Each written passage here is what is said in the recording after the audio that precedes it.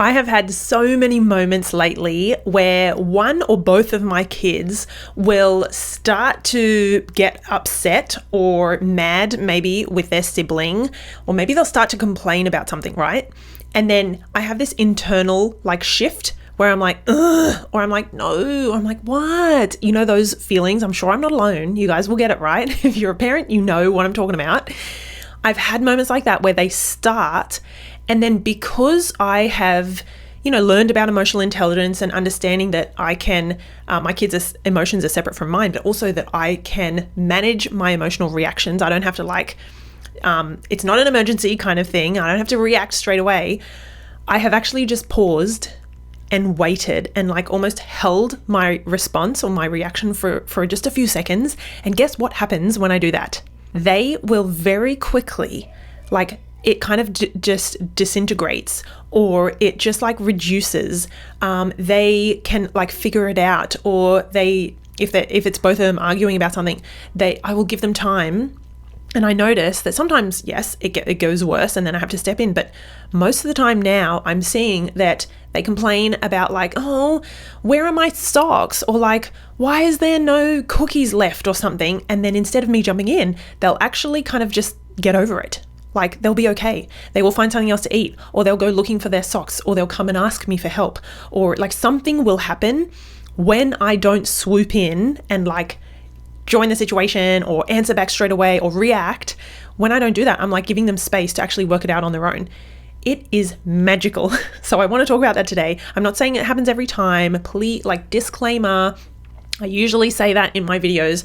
I am not perfect. We are not a perfect family. We still have emotions, and we still, disagree or argue sometimes. And sometimes there are, these moments where I'm but most of the time, I want, 80, 90% of the time, which is quite high, we sort things out, or my kids will sort things out without me having to dive in and negotiate and mediate and everything. So I'm telling you, this is the power of emotionally intelligent parenting, because we know that kids are balls of emotion.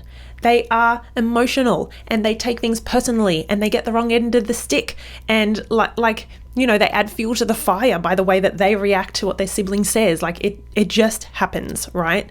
So I kind of want to talk about how empowering it is for our kids when we sort of step back a little bit and don't always swoop in or rush in to fix the situation or fix the emotions. Not saying it's easy, but absolutely it can be done. And sometimes, maybe a secondary disclaimer, sometimes we are going to go, oh man, I should have stepped in sooner because now they're fighting and arguing. I know that will happen sometimes, but it doesn't happen enough for most families, if we are teaching them about conflict resolution and problem solving and managing emotions and that kind of stuff, right? So I want to say, number one, straight off the bat, emotional intelligence builds our tolerance for discomfort. This goes for both us and our kids. So this is true for so many families that I work with. I do coaching in emotional intelligence to help parents learn, how do I do this? And I have courses on it and things like that on my website. So I hear from parents, I'm now that I have started to work on my own emotional intelligence, I'm actually a whole lot more tolerant than I used to be of emotions and, stressful moments and arguments and stuff like that. This does go for us and our kids too. I'm going to come back to that. We need to recognize that these big feelings and maybe the starts of a complaint, or the wah, those noises. I know you know what I'm talking about. We need to recognize that those are not emergencies. Okay, that's probably one of the biggest shifts that I have made, the mental shifts, the mindset shifts.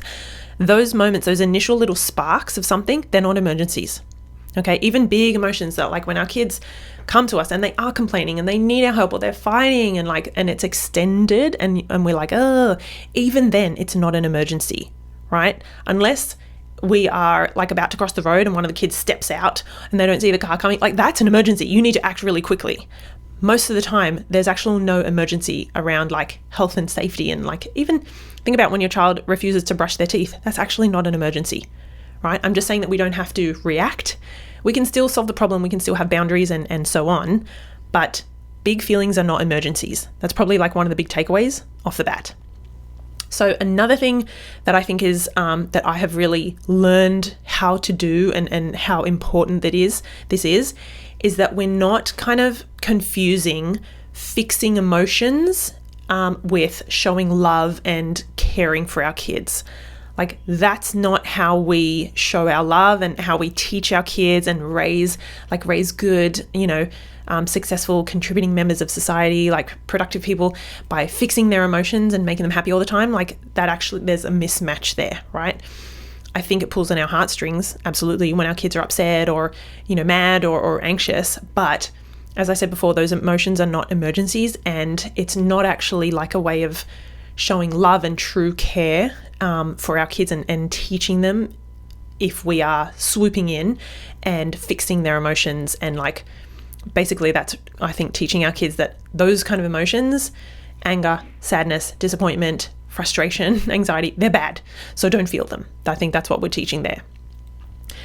Something that I think sometimes we miss, as parents, we don't realize, or maybe we don't have the time for, because we live in such a busy, fast-paced world, is that when we are holding space for emotions and allowing them to come out and allowing our kids to express them, instead of rushing in with solutions or distractions, this is a huge part of raising emotionally intelligent kids and passing on how to be emotionally intelligent. Hold space for your emotions. Let them come out. Sit in them for a little bit. They're not going to kill you. They're not emergencies. We have to learn how to do that. None of us really got taught how to do that as a kid, right? We were distracted, or we did have parents swoop in, or we were punished out of them. They were punished out of us. Very little did we actually have that space created and held for us to express our emotions. So huge one there. I love that in dialing up our emotional intelligence as parents, we can actually start to trust that our child can experience and can move through big feelings with help, and that builds resilience. We can trust that they can feel these emotions, that they're really uncomfortable, or they're really hard, or they're really tough. And yes, they are really draining, but actually they are handleable. We can experience them with some support, and it doesn't mean the world is going to end, or it doesn't mean we're a bad kid. None of those kind of lessons that we might have learned are true. It actually means that we're getting stronger, and we're having this ability, we're learning this ability to sit with emotions, kind of listen to them and learn from them, and then move on. What I would love to see parents doing more, and this is a reminder for me too, is that we want to shift out of this, make it stop, cut that out mindset to let's help them understand it. Let's help them learn from their emotions. Let's give them strategies on how to move through and how to regulate and get on with the situation or the day, right? I do think it's really important to help teach our kids things like natural consequences. We don't have to always jump in and rescue. Obviously, that's what I'm talking about. We don't also have to over-explain. Sometimes we can just allow natural consequences to happen. So if one child is hurtful or rude or leaves another child out, the natural consequence is that other child doesn't really want to play with them, doesn't want to share their toys with them, is a bit cold, gives them a cold shoulder, or says, no, I don't want to play now. That happens naturally in adult relationships. If we're mean to someone, it pushes them away. So I think allowing the emotions that come up, maybe it's guilt when a child has, maybe one of my kids has been rude to the other one. I'm well, it kind of makes sense that she doesn't want to play with you now, or she's not going to lend you her markers or whatever because of how you treated her at lunchtime. So I think explaining that and allowing those natural consequences to happen without swooping in and rescuing them or fixing, I think that is really, really powerful learning for our kids. If you're in a situation where your kids' emotions are running high, if you can bring this grounded, calm kind of presence, not like a panic or a guilt or an overreaction, then we're helping our kids to learn, okay, this isn't an emergency. We can deal with it. It's not something that we need to react and quickly fix. It's okay, we got a problem here. We can solve it. We will get through this. I'm on your side. Something that I think a lot of parents are starting to do a lot better than before, because we're talking about this stuff, at least in this space of emotional intelligence, is we're asking our kids questions to build their awareness and to build their skills. So rather than, swooping in and fixing, we're saying, what do you need right now? How are you feeling? How can we fix this together? How can we solve the problem? What does your body need right now? What do you think you should do? How do you think she's feeling? Like it's almost like mentoring and coaching and guiding. It's like emotion coaching for our kids, rather than on the flip side being like, let me fix this for you. I got this. Like, don't worry. I'm coming in. We're not always going to be around for our kids. Even now when they're in the classroom or the playground or, without us, but definitely later in life, like we can't always be there to swoop in and fix and solve. We have to allow our kids to feel and sit in and experience these unpleasant emotions and then go, at least now I kind of know what I need to do. Like I've got some tools, I've got some coping strategies. Why is this important? Let's talk about why is it so important? Is it really that important not to swoop in and fix all the time? I used to be a swooper. I used to be a fixer, and I used to feel really good because I could help my kids. Don't forget, I had a pediatric therapist background. So that was me. I get how kids work, I get how they tick, and I get how they think, but it was too easy for me to swoop in and then rescue my kids when they were upset or mad or arguing, okay? Most of us were taught to avoid or dismiss emotions. Am I right? I think I'm right. We're not taught to sit with them, right? So that is one thing. That's kind of I talk about our blueprint a lot, and I think that's where this kind of comes in and makes it hard. Rescuing kids sends the message of you can't handle this without me. You have to come to me and I will sort the problem out, or I will help solve the problem. I will help you guys share. I will help stop the argument, right? I will help you get along. So again, we don't want to rescue them because we're kind of sending that message that it almost creates or drives this dependence on us. Also, kids don't learn resilience from comfort, really. They learn it from being supported through discomfort. Fixing is like a short-term solution, okay?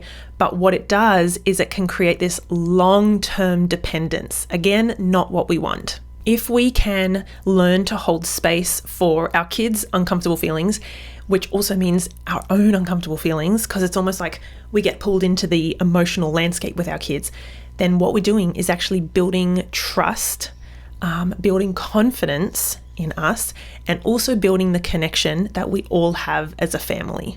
And I love this saying, emotionally intelligent kids come from emotionally intelligent adults who don't blame, who don't panic, and who don't shut down. You know what I think most of us forget is that our kids are watching how we respond to their emotions all the time.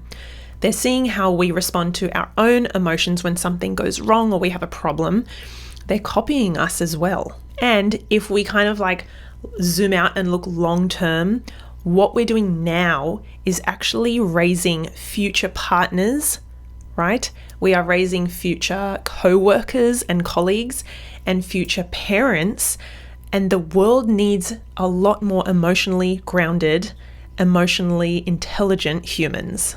So next time there is a fight or an argument or maybe some complaints and you can hear it brewing, just pause for a second, okay?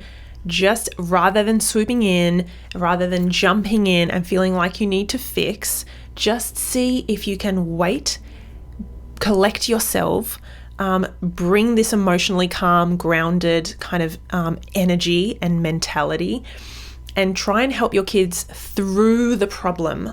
Teach them how to negotiate, teach them how to express themselves with words and how to get their point across, and also how to listen. You can only do that stuff and infuse emotional intelligence into a situation if you are approaching with this calm, grounded, okay, here we go. It's happened again. This is going to happen. I got this. We're going to get through it. So try not to swoop in, try to, shift that mindset or those, get rid of some of those lessons we've learned about emotions, that they're bad, they're wrong, we need to squash them, that kind of thing. We're teaching our kids lifelong lessons here. It really matters. It really makes a difference. And I would just love to see parents really diving into and leading with emotional intelligence. If you have enjoyed this video or this podcast episode, please, I would love if you can either put a comment below, or if you can like it, or if you can subscribe. Do any little tiny thing that you have, please, 10 seconds for. It would mean absolutely the world. It really does help the podcast grow. It helps the YouTube channel grow. If you prefer to watch, then come and watch it on YouTube. If you prefer just to listen while you're out doing stuff, then head over and you can see it all on the podcast. I'm trying to reach as many parents in different places as possible. And I just want to say a huge thank you for being here. It makes a big difference, and you never know the ripple effects that your work and your parenting is having. So a huge thank you from me to you. Oh, and because I often forget to even just promote some of the stuff that I have a book called From Chaos to Connection. Here it is. I'm going to give it a tiny plug. It's around how emotionally intelligent parenting raises kind, confident, resilient kids.